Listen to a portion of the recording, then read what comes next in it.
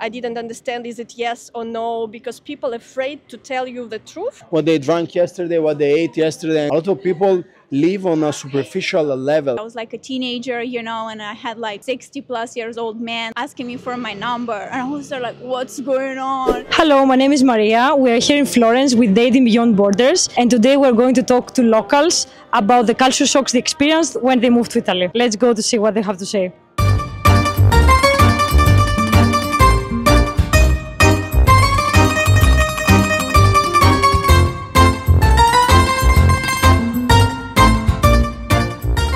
Hey, I'm Daniela and I'm from Moldova. Well, my name is Maria from Mexico City. My name is Scott Shanahan and I am from Massachusetts. My name is Tatiana and originally I'm from Russia. My name is Sam Rich and I'm from South Florida. I'm Mateo and I'm from Colombia. I'm Christina, I'm from Germany. I'm Karina and I'm from Germany too. My name is Amar and I'm from Florence, but I was born in Belgrade, in Serbia. My name is Dana, I'm from Austin, Texas. How long have you been living in Florence? Oh gosh, I think it's been like 13 years now. 14 years. I've lived here for 5 years. About 5 years. Almost 2 years. 6 months for an Erasmus program. Same. My parents moved here when I was 5 years old, so I spent my whole life here. What did you expect Italian culture to be like and how did it live up to that? There's a beautiful feeling here. It feels very free and I think that's kind of what I thought it would feel like. I expected Italian culture to be like really warm and like fun, and I think it did live up to that. I thought they would be a little bit more chill. They can get kind of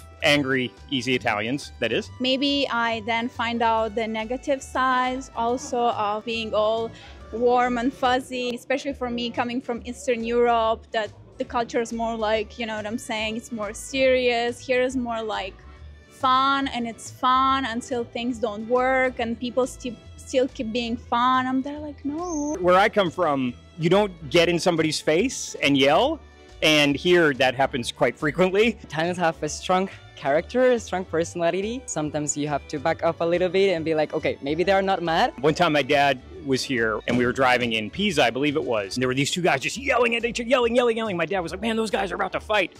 And then we passed them again and they were hugging. See, my impression is they have a tendency to be very passionate, so they get angry and they yell, but then it's over once it's over. What are some culture shocks that you experienced upon arriving here? Like the buses here are really not coming or coming whenever they want. I think that's a thing you have to get used to. I decided to take a bus today, it never passed. The buses thing, they are worse in Colombia, so for me they're like super punctual. Americans have a very anything is possible attitude and things are really fast. And moving to Florence, I noticed people are very happy but not as optimistic about possibilities. Everything felt at first negative to me. Now I see it's just more realistic. I would say the biggest shock for me here was like older man giving attention to me as a teenager. I feel like in my country it doesn't happen at all. And here it was like crazy. I was like a teenager, and I had like 60 plus years old man like asking me for my number, and I was there like, what's going on? So one thing, a lot of people think that culture shock is,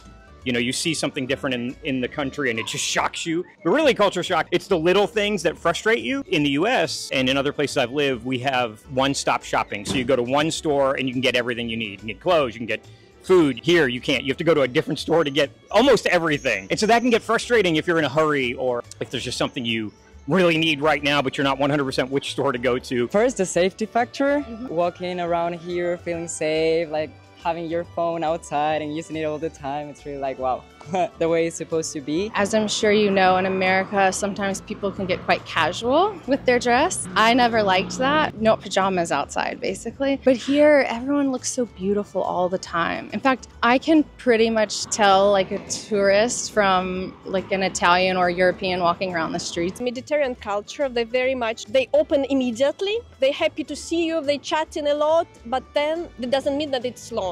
They can forget you immediately tomorrow. People is very fast taking decisions and they get in back in with this decision. How do you find Italian people to be different from Mexican? We are really different, In Mexico, for example, when you have a birthday, a Mexican is going to route you like this, In Italy, it's like tanti auguri.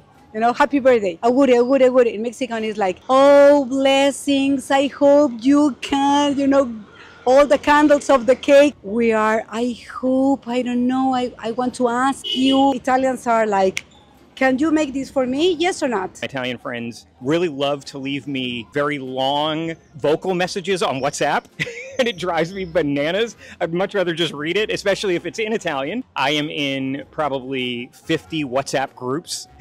I don't want to be in any of them, but people just add me to these group chats, and I generally have no idea what's going on in them. Men send me kissy face emojis, which is also quite a bit different. Not something I was quite prepared for.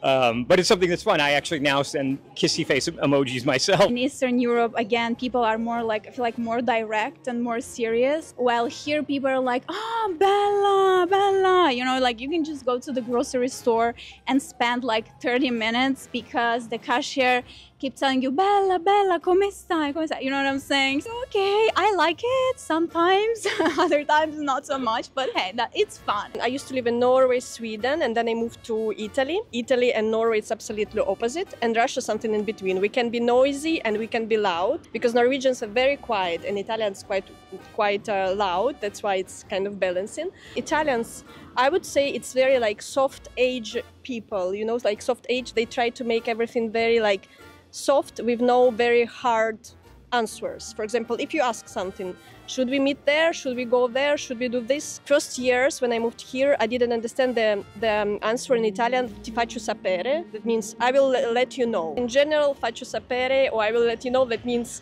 80% no. And first years I didn't know this meaning, and it was interesting, like I didn't understand, is it yes or no, because people are afraid to tell you the truth. Because in Russia we say, if we say yes, it's yes. If we say no, that means no. Some of the culture shocks too, I was surprised that Italians eat at different times than we do in the US. We tend to eat a lot earlier. But again, here in Florence, people will eat, you know, dinner around 8 or 9. Whereas in Rome, like 9 o'clock is the earliest when I've visited there.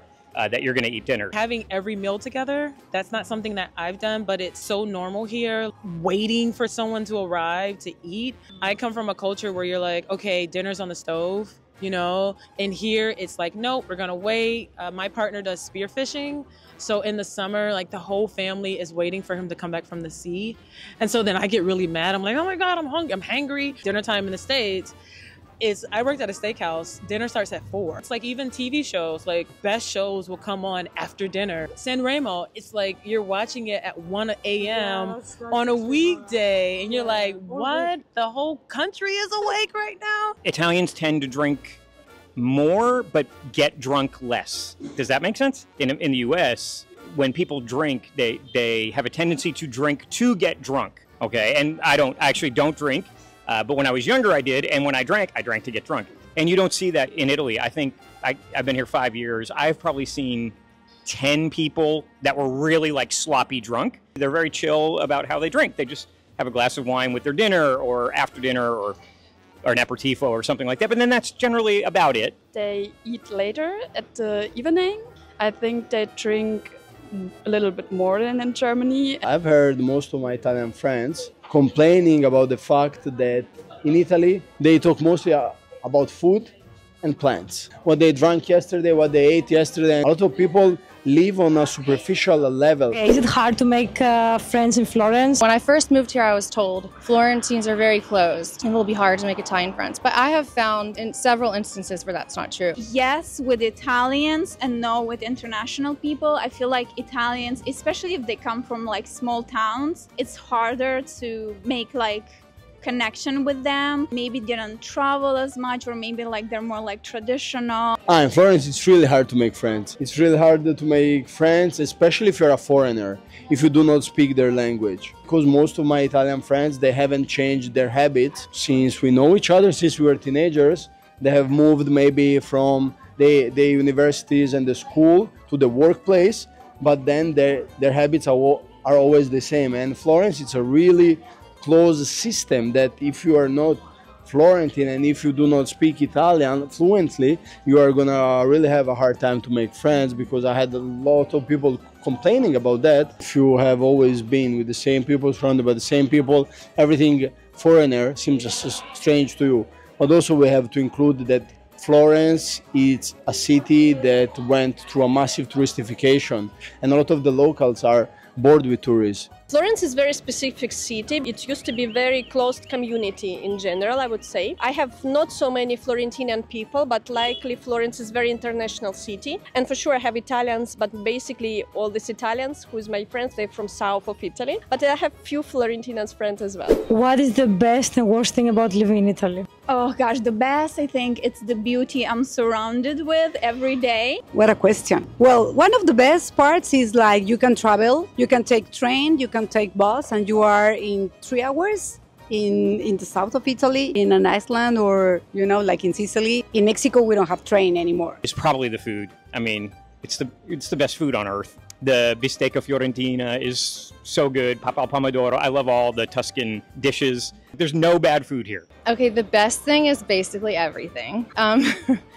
don't even know where to start. Just open your eyes in the morning and look outside, and that's all you ever need. When you live here, there's just such beauty around you. You can be a woman and be out in the weekend or even in the week around, and you feel safe. The best part, for sure, it's very nice weather. But the only problem, like, I still didn't get used to the houses, which is very cold in the winter. Every winter I'm so freezing inside of house. The absolute worst thing, besides maybe the traffic, is the bureaucracy. Being a Mexican is not like a shock because we have the same there, but bureaucracy is part of the culture. Bureaucracy and taxes, you know, for the self-employed people, you know what I'm saying? Trying to get residency, getting your ID card, getting permesso di soggiorno. It's all very complicated and very frustrating. When I was living in Norway and Sweden, they did this process in 3-4 months, and in Italy it takes 1 year, and lately Questura of Florence is doing 2 years and half your documents, and you take it, it's already expired. It's very, it's terrible. No, there's no getting used to it because every time you do something, it's different. You know, when I go to get my permesso di soggiorno, they tell me, okay, you need this, this, this, and this. And then you give it to them, and then the next time you bring the same thing the next time, they say, no, now you need this. So yeah, you can't get used to it. It's impossible. Is there anything that after 13 years you can't get used to it? Gosh, eating pasta every day, I can't. I know Italians eat pasta like every day for lunch. It's like a tradition, whatever. I can't. All the garbage, we receive a lot of visitors. You can see people throwing the cigarettes like flowers, you know. Being an American, I'm used to like certain things being taken care of really fast. And I think here, sometimes things are taken care of very slow. Like as far as like if your internet doesn't work or your toilet's running or you don't have hot water. Not speaking the language is really hard when I need to deal with stuff like that. If you are trying to live a healthy lifestyle, I don't think Florence is the right place because most of the people go out just to drink. And even me, when I used to go out with my friends, we used to go out in the afternoon and we used to drink. Where are we going? Let's have a glass of wine. But yeah, okay, it's nice to drink, but you just want to drink? How has living in Italy changed you as a person? Wow, that's a good question. How has it? I think I am a little calmer. It's funny because I did say that they get angry and they explode, but also you have to be patient. So, or you won't make it here if you're not patient. First year I was very much disciplined, very sharp, very even like I was living Norwegian or Russian or Swedish style in Italy, but then I saw. Every time when I'm trying to be very, very sharp and precise, people around me not very precise. And I discovered the secret. If you take half of glass of white wine during your lunch, you get more relaxed like Italian does. and then you take easy everything. The main rules, you need to take easy the situations and not to stress in so much about anything. It's, what is it? Dolce far niente. It's kind of like that. I am a happy person. I will say that. I'm blessed to live between 2 countries. I spend half my time in New York, half my time here being a flight attendant. I am your happy flight attendant on the flight. You know, I'm relaxed. Italy definitely has done that. I used to be like a crazy New Yorker taxi person, you know, when I had people walking too slow or something, you know, like I'd be like, get out of the way. And like now I'm just like, it's all right. You just enjoy looking at that building, you know. If in Moscow or New York or big city you choose money and you work hard and then you have no time to rest. In Italy, they quite opposite. They choose time and they enjoy the free time. They choose more free time than money. The way people view work, family, community is very different here. People seem to really appreciate sitting to meals together. They leave work and they go get aperitivo together, and it's really important to them. I mean, the energy is so different here. It's slower paced, but in a very good way. Since I've moved to Florence, I feel extremely just happy all the time. I think I found the place that I fit into, because I always was not fitting quite into American culture as far as like work.